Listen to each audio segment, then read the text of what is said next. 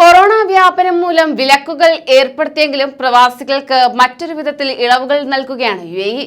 നാട്ടിൽ കുടുങ്ങിപ്പോയ പ്രവാസികൾക്ക് ചെറിയ ആശ്വാസം നൽകി മറ്റൊരറിയിപ്പ് കൂടെ. നമസ്കാരം, പ്രവാസി മലയാളിയിലേക്ക് സ്വാഗതം. പ്രവാസി വാർത്തകൾക്കായി ഈ ചാനൽ സബ്സ്ക്രൈബ് ചെയ്യൂ.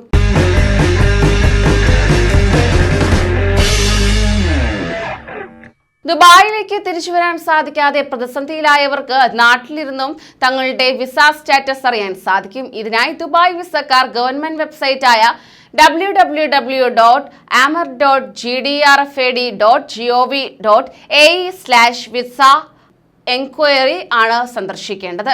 വിസ നമ്പർ, ആദ്യ പേര്, ഏത് രാജ്യക്കാരനാണ്, ജനനത്തീയതി എന്നിവ മാത്രം നൽകി വിസ സ്റ്റാറ്റസ് അറിയാൻ സാധിക്കുന്നതായിരിക്കും.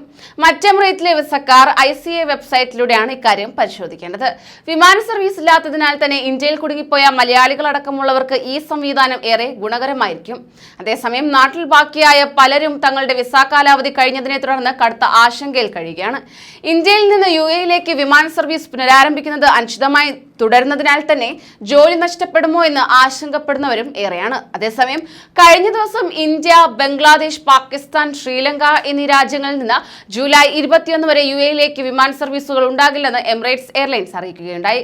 കഴിഞ്ഞ 14 ദിവസത്തിനിടെ ഈ രാജ്യങ്ങൾ സന്ദർശിച്ചവർക്കും UAE-യിലേക്കുള്ള വിമാനത്തിൽ പ്രവേശനം അനുവദിക്കില്ലെന്ന് എയർലൈൻ വെബ്സൈറ്റിൽ അറിയിക്കുകയുണ്ടായി. ജൂലൈ 15 വരെ ഇന്ത്യയിൽ നിന്നുള്ള സർവീസുകൾ നിർത്തിവെച്ച തീരുമാനമാണ് എമിറേറ്റ്സ് ഇപ്പോൾ നീട്ടിയത്.